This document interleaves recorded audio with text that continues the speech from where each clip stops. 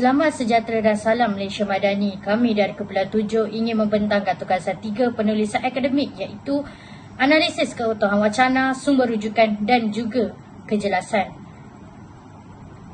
Kami menganalisis 2 artikel iaitu artikel pelaksanaan pendekatan pedagogi terbeza dalam kalangan guru yang ditulis oleh Nurul Azira Sapian serta Wan Muna Ruzana Wan Muhammad.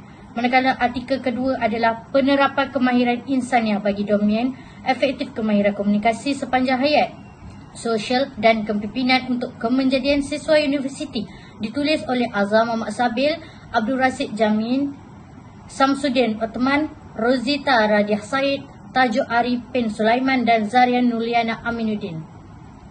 Ahli kumpulan kami terdiri pada 3 orang. Yang pertama iaitu Fazlin Hanis anak Papa Sazil iaitu saya. Yang kedua pula Wan Muhammad Zakwan bin Wan Muhammad Kaswa Donata. Dan ahli terakhir kami adalah Muhammad Rizwan bin Muhammad Ruslan.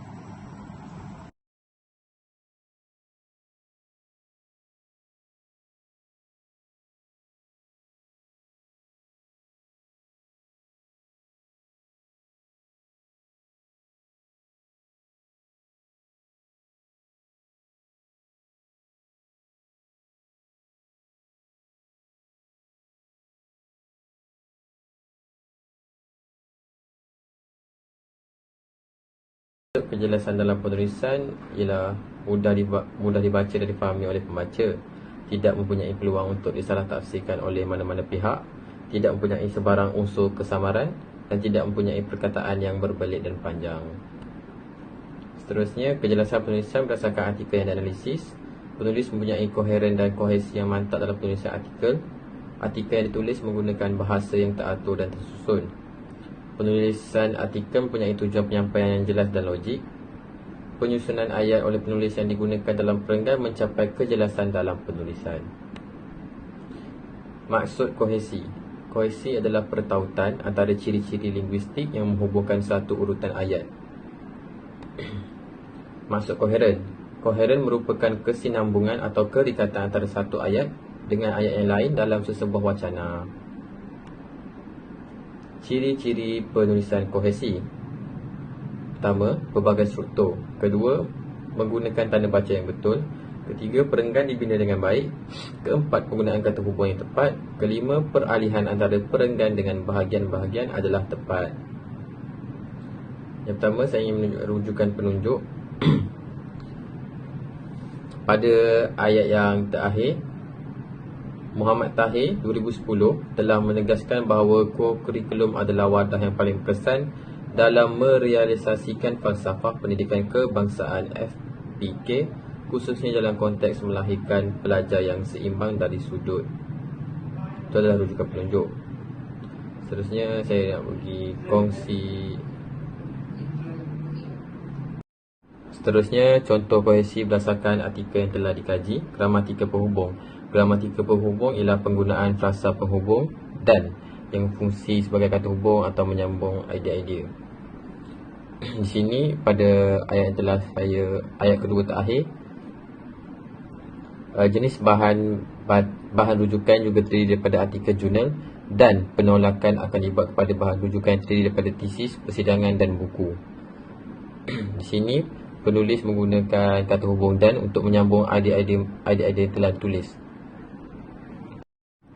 Seterusnya, contoh kohesi berdasarkan artikel analisis. Gramatikal penghubung. Penulis menghubungkan isi-isi dengan menggunakan kata hubung untuk sebagai penerang bagi ayat tersebut. Contohnya seperti ayat yang kedua, kajian literatur sistematik ini bertujuan untuk meninjau dan menganalisis secara kritikal corak penyelidikan terkini berkaitan pelaksanaan pendekatan pedagogi terbeza dalam kalangan guru bahasa Melayu yang memfokuskan kepada tahap pengetahuan aspek amalan pedagogi terbeza serta cabaran pelaksanaannya dalam pengajaran bahasa Melayu. Seterusnya, ciri kohesi leksikoretasi. Ciri kohesi leksikoretasi ialah penggunaan kata yang hampir sama seperti hiponim atau sinonim. Di sini, pada ayat pertama, dalam pengajaran dan pembelajaran, pelajar akan mengalami perubahan dalam diri seseorang yang merupakan hasil pengalaman. Baiklah, Di sini saya akan menganalisis sumber rujukan, iaitu seperti yang kita tahu, sumber rujukan menggunakan format yang telah ditetapkan, iaitu kita menggunakan format APA. Format APA ialah merupakan format penulisan rasmi mengikut gaya negara barat, iaitu di Amerika. Format yang digunakan adalah format sistem APA, iaitu American Psychological Society. Tujuan penulisan rujukan ini adalah untuk menunjukkan rasa terima kasih sebagai tanda penghargaan kita ataupun penghargaan kepada penulis yang membuat penyelidikan sebelumnya. Selain itu, sebagai bukti yang sahih bahawa maklumat yang dirujuk adalah benar, dan juga membuktikan kesahihan dalam setiap penulisan yang ditulis juga. Ianya juga dapat membantu untuk membuktikan bahawa penulisan yang sedang dibuat adalah berkaitan dengan tajuk yang diselidik. Senarai rujukan. Jika dilihat di sini, saya lapikan, iaitu ada 3 yang dapat saya lapikan, iaitu buku, jurnal dan laman web. Jika berkaitan dengan buku terdapat format yang tersendiri. Seperti yang kita tahu, kita menggunakan format APA. Buku menggunakan format penulisan buku, iaitu seperti nama penulis, tahun di dalam kurungan, koma, tajuk buku dan tempat penerbitan dan syarikat penerbitan. Manakala jurnal pula, format penulisan jurnal, nama akhir penulis, koma dan nama beliau, tahun di dalam kurungan, tajuk artikel, nama jurnal beliau, volume atau iaitu nombor atau muka surat penuh artikel. Begitu juga dengan laman web, iaitu berbeza sedikit berbanding buku dan jurnal. Di laman web pula, format beliau adalah format yang telah mengikut APA adalah nama akhir penulis, F, nama beliau, iaitu nama beliau, tahun, tajuk artikel laman web. Contohnya yang seperti yang di bawah, iaitu HTTP dan www dan sebagainya. Di sini saya lampirkan iaitu beberapa senarai rujukan. Yang pertama iaitu buku. Dapat kita lihat di sini format buku, penulisan buku, iaitu nama penulis, tahun, tajuk buku, tempat penerbitan dan syarikat penerbitan. Manakala jurnal pula berbeza daripada buku. Format penulisan jurnal iaitu nama akhir penulis dan nama beliau, tahun, tajuk artikel, nama jurnal dan volume iaitu nombor muka surat penuh artikel. Seterusnya pula adalah laman web. Di sini format penulisan laman web iaitu bermula dengan nama akhir penulis iaitu nama beliau pula, tahun, tajuk artikel iaitu selepas itu laman web. Laman web yang harus disertakan di dalam format itu iaitu macam HTTP, WPP dan sebagainya. Artikel pertama adalah pelaksanaan pendekatan pedagogi terbeza dalam kalangan guru bahasa Melayu kajian literar sistematik. Di sini saya laporkan iaitu rujukan yang digunakan dalam artikel yang pertama ini. Manakala saya bahagikan dan saya analisis, terdapat ketiga-tiga rujukan digunakan iaitu rujukan buku, laman web dan juga jurnal. Yang pertama adalah rujukan buku yang digunakan dan mengikut format, dan beliau menulis mengikut format yang telah digunakan iaitu format APA. Manakala seterusnya adalah laman web. Dapat kita lihat di situ beliau lampirkan juga laman web yang digunakan di dalam format itu. Seterusnya adalah jurnal. Beliau banyak menggunakan jurnal di dalam penulisan artikel ini. Baiklah, artikel yang kedua adalah kemahiran insannya bagi domain efektif kemahiran komunikasi. Artikel kedua ini juga menggunakan begitu banyak rujukan, dan di sini juga saya menganalisis dan mendapati beliau juga menggunakan ketiga-tiga sumber rujukan yang seperti yang kita tahu iaitu laman web, jurnal dan juga buku. Di sini saya lampirkan rujukan yang beliau guna di dalam menghasilkan artikel ini. Dan saya telah menganalisis dan membahagi juga seperti artikel pertama, beliau banyak menggunakan artikel untuk menghasilkan artikel, beliau menggunakan buku. Seterusnya adalah jurnal. dan juga laman web yang beliau menggunakan sebagai sumber rujukan untuk menghasilkan artikel ini. Saya Wan Muhammad Zakwan bin Wan Kaswadonata daripada PISMP 2023-2028 daripada unit BM2. Hari ini akan menerangkan tentang tugasan penulisan akademik. Berdasarkan tugasan saya, apa yang saya faham tentang keutuhan wacana termasuklah menurut Haji Osmah tahun 1986, wacana ialah keseluruhan pelahiran bahasa oleh penutur atau penulis, iaitu sistem bahasa dan unsur-unsur luar daripada sistem bahasa yang menyumbang ke arah menjadikan pertuturan atau tulisan berkenaan sebagai sesuatu yang bermakna dalam komunikasi. Konsep keutuhan wacana ini mempunyai 4 keutuhan, seperti keutuhan semantik, keutuhan leksikal, keutuhan gramatikal dan keutuhan fonologi. Berdasarkan keutuhan semantik, ia terbagi kepada 2, iaitu antara bahagian wacana dan dari segi konteks atau latar wacana. Dari segi bahagian wacana termasuklah hubungan sebab dan akibat, hubungan sebab dan tujuan, hubungan latar belakang dan kesimpulan, dan akhir sekali hubungan memperkuat isi. Seterusnya, dari segi konteks atau latar wacana pula, kesatuan tajuk atau topik, hubungan sosial antara penutur dan pendengar, dan akhir sekali laras bahasa yang bersesuaian. Berikut adalah contoh yang dapat saya lihat dalam artikel yang saya kaji, iaitu hubungan sebab dan hasil. Dapatan kajian Ro'aini dan Nur Azlifah tahun 2019 telah menunjukkan bahawa pelaksanaan pendekatan pedagogi terbeza yang diamalkan oleh guru bahasa Melayu dapat menghasilkan proses pengajaran amalan bahasa, iaitu ABM, yang berkesan terhadap pelajar kelas untuk menguasai kemahiran berbahasa.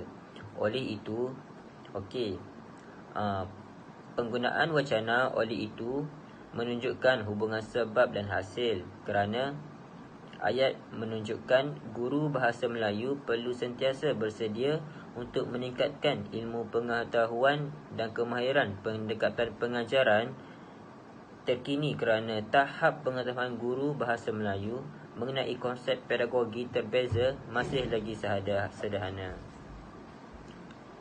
Selain itu, saya juga dapat mengkaji hubungan memperkuat isi, seperti dalam artikel Nurai Syahtun tahun 2019 mengatakan, di samping itu, kajian Syafiq 2021 telah mendapati pelaksanaan pedagogi terbeza masih kurang dilaksanakan dalam pengajaran bahasa Melayu walaupun guru sudah bersedia dan memahami konsep pedagogi terbeza. Hal ini telah menunjukkan apa yang saya faham tentang hubungan memperkuat isi. Ia menggunakan penanda wacana. Hal ini telah menunjukkan untuk menguatkan isi kandungan. Hal ini telah menunjukkan bahawa tahap pengetahuan dan kepercayaan guru amat memainkan peranan yang penting untuk mendorong guru melaksanakan pendekatan terbeza dalam pengajaran bahasa Melayu mengikut trend pedagogi terkini yang berkesan. Selain itu juga, saya juga dapat mengkaji hubungan sebab dan hasil daripada artikel tersebut. Contohnya, artikel tersebut mengatakan bahawa justru itu satu tinjauan sistematik literatur dilaksanakan bagi meninjau corak penyelidikan terkini berkaitan dengan pelaksanaan pendekatan pedagogi terbeza dalam kalangan guru Malaysia.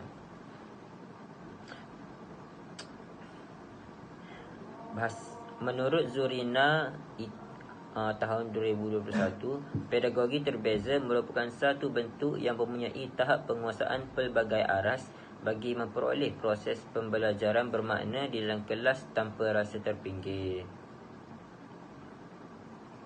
Seterusnya,